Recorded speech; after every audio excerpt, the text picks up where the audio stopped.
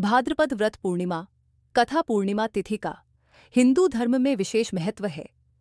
इसे धनदायक और संतानदायक व्रत माना गया है।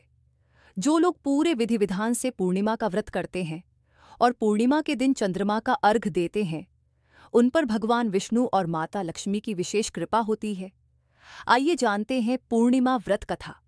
द्वापर युग में एक समय की बात है कि यशोदा जी ने कृष्ण से कहा, हे कृष्ण, तुम सारे संसार के उत्पन्नकर्ता, पोषण तथा उसके संहारकर्ता हो। आज कोई ऐसा व्रत मुझसे कहो जिसके करने से मृत्यु लोक में स्त्रियां को विधवा होने का भय न रहे तथा यह व्रत सभी मनुष्यों की मनोकामना पूर्ण करने वाला हो। श्री कृष्ण कहने लगे, हे माता, तुमने अति सुंदर प्रश्न किया है। मैं तुमसे ऐसे ही व्रत को सविस्तार कहता हूं। सौभाग्य की प्राप्ति के लिए स्त्रियों को द्वात्रिंशत् अर्थात 32 पूर्णिमाओं का व्रत करना चाहिए। इस व्रत को करने से स्त्रियों को सौभाग्य संपत्ति मिलती है। यह व्रत अचल सौभाग्य को देने वाला और भगवान शंकर के प्रति मनुष्य मात्र की भक्ति को बढ़ाने वाला है। यशोदा जी कहने लगीं, हे कृष्ण, सर्वप्रथम इस व्रत को मृत्युलोक में किसने किया था? इसके विषय विस्तार पूर्वक मुझसे कहो। श्री कृष्ण जी कहने लगे कि इस भूमंडल पर एक अत्यंत प्रसिद्ध राजा चंद्रहास से पालित अनेक प्रकार के रत्नों से परिपूर्ण कातिका नाम की एक नगरी थी। वहां धनेश्वर नाम का एक ब्राह्मण था और इसकी स्त्री अति सुशील रूपवती थी। दोनों ही उस नगरी में बड़े प्रेम से साथ रहते थे। घर में धन धान्य आदि की कोई कमी नहीं थी। उनको एक बड़ा दुख था, उनके कोई संतान नहीं थी, जिस वजह से वह बहुत दुखी रहते थे। एक दिन एक बड़ा तपस्वी योगी उस नगरी में आया। वह योगी बाकी सभी घरों से भिक्षा मांगकर भोजन किया करता था, लेकिन उस ब्राह्मण के घर से भिक्षा नहीं मांगा करता था।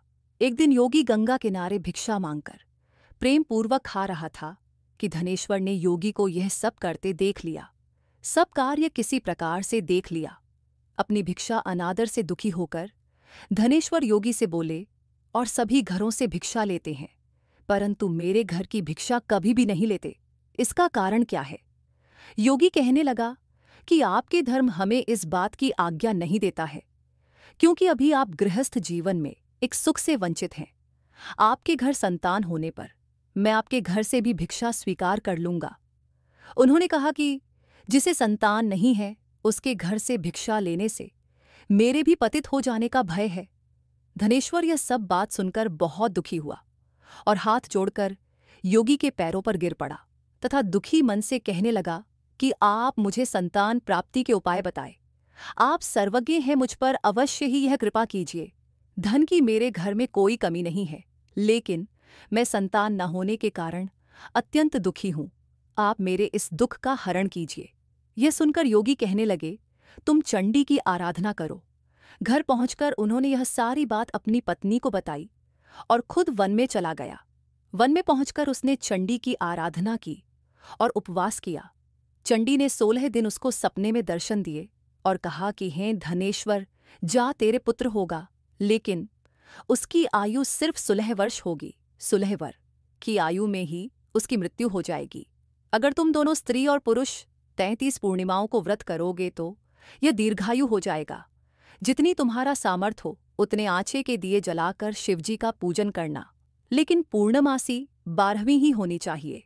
सुबह होती ही तुम्हें इस स्थान के पास एक आम का पेड़ दिखाई देगा। उस पर चढ़कर एक फल तोड़कर अपने घर चले जाना। अपनी स्त्री का इस बारे में बताना।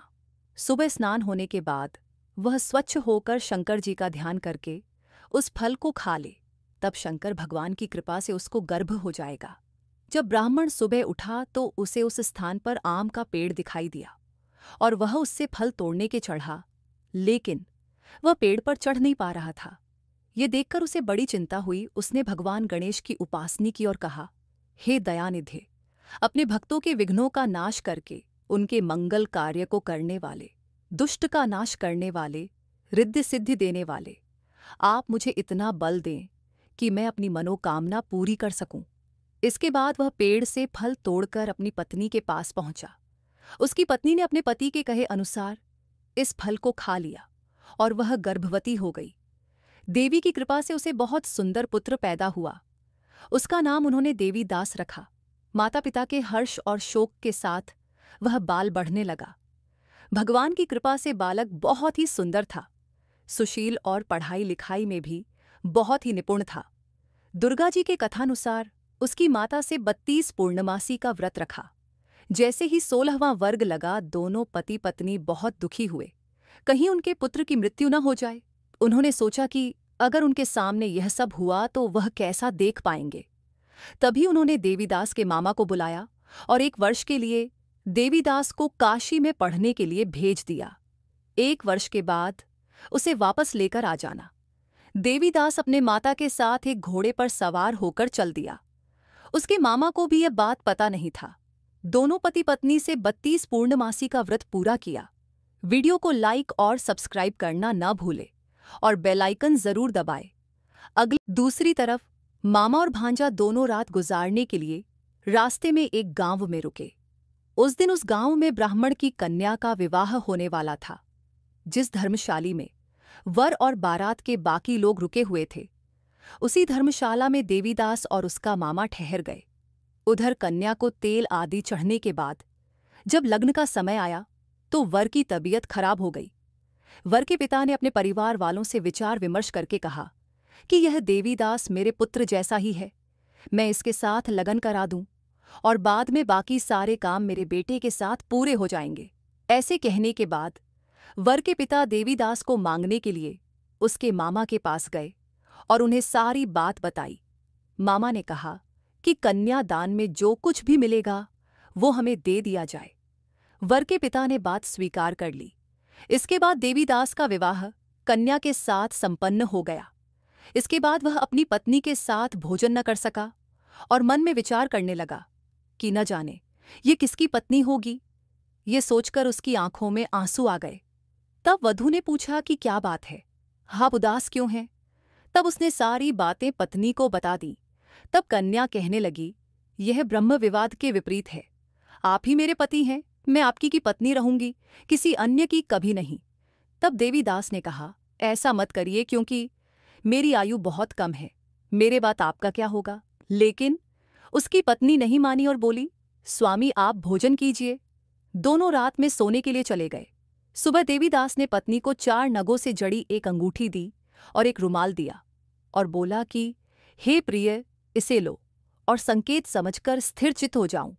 मेरे मरण और जीवन जानने के लिए एक पुष्प वाटिका बना लो, उसमें सुगंधि वाली एक नव मल्लिका लगा लो, उसको प्रतिदिन जल से सींचा करे और आनंद के साथ खेलो कूदो। जिस समय और जिस दिन मेरा प्राणांत होगा उस दिन यह फूल सूख जाएंगे। जब यह फिर से हरे हो जाएं तो जान लेना मैं जीवित हूं। यह समझाकर वह वहां से चला गया। इसके बाद जब वर और बाकी बाराती मंडप में आए तो कन्या ने उसे देखकर कहा कि ये मेरा पति नहीं है, मेरे पति वह है जिनके साथ रात में विवाद हुआ है। इसके साथ मेरा विवाह नहीं हुआ है। अगर यह वही है तो यह बताएं कि मैंने इसके क्या दिया है। साथ ही कन्यादान के समय को आभूषण मिले उन्हें दिखाएं। कन्या की ये सारी बातें सुनकर वह कहने लगा कि मैं यह सब नहीं जानता। इसके बाद सारी बारात भी अपमानित होकर लौट गई। भगवान कृष्ण बोले, हे माता, इस प्रकार देवीदास काशी चला गया। कुछ समय जब बीत गया तो एक सर्प उसको डसने के लिए वहां आया, लेकिन वह उसको काट नहीं पाया, क्योंकि उसकी माता ने पहले ही 12वीं पूर्णिमा का व्रत कर लिए थे। इसके बाद खुदकाल वहां पहुंचा। भगवान की कृपा से तभी वहां माता पार्वती और भगवान गणेश आ गए। देवीदास को मूर्छित दशा में देखकर माता पार्वती ने भगवान शिव से प्रार्थना की कि महाराज, इस बालक की माता ने पहले ही 12 पूर्णिमा के व्रत कर लिए हैं, आप इसको प्राण दे। भगवान शिव ने माता पार्वती के कहने पर उसे प्राण दान दे दिया। उधर उसकी पत्नी उसके काल की प्रतीक्षा कर रही थी। उसकी पत्नी ने जाकर देखा कि पुष्प और पत्र दोनों ही नहीं है, तो उसको बहुत आश्चर्य हुआ। और जब उसने देखा कि पुष्प वाटिका फिर से हरी हो गई तो वह समझ गई कि उसका पति जिंदा हो गया है। इसके बाद वह बहुत ही प्रसन्न होकर अपने पिता से कहने लगी कि मेरे पति जीवित हैं, उनको ढूंढिए। जब 16वां वर्ष व्यतीत हो गया तो देवीदास भी अपने मामा के साथ काशी चल दिया।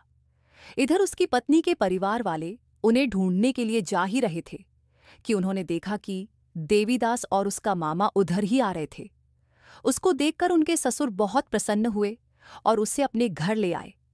वहां सारा नगर इकट्ठा हो गया और कन्या ने भी उसे पहचान लिया। देवीदास ने इसके बाद अपनी पत्नी और मामा को लेकर वहां से चल जिया। उसके ससुर ने भी उसे बहुत धन दहेज दिया। जब वह अपने घर की तरफ चल रहा था तो उसके माता पिता को लोगों ने खबर कर दी, तुम्हारा पुत्र देवीदास अपनी पत्नी और मामा के साथ आ रहा है। ऐसा समाचार सुनकर पहले तो उन्हें विश्वास नहीं हुआ, लेकिन जब देवीदास आया और उसने अपने माता पिता के पैर छुए तो देवीदास के माता पिता ने उनका माथा चूमा और दोनों को अपने सीने से लगा लिया। दोनों के आने की खुशी में धनेश्वर ने बहुत दान दक्षिणा ब्राह्मणों को दी। श्री कृष्ण जी कहने लगे कि इस तरह धनेश्वर को 12 पूर्णिमाओं को व्रत के प्रभाव से संतान प्राप्त हुई। जो स्त्रियां इस व्रत को करती हैं वह जन्म जन्मांतरों तक वैधव्य का दुख नहीं भोगती है और सदैव सौभाग्यवती रहती है। यह मेरा वचन है। यह व्रत संतान देने वाला और सभी मनोकामनाओं को पूरा करने वाला है। भक्ति अपडेट के लिए हमारे चैनल को सब्सक्राइब करें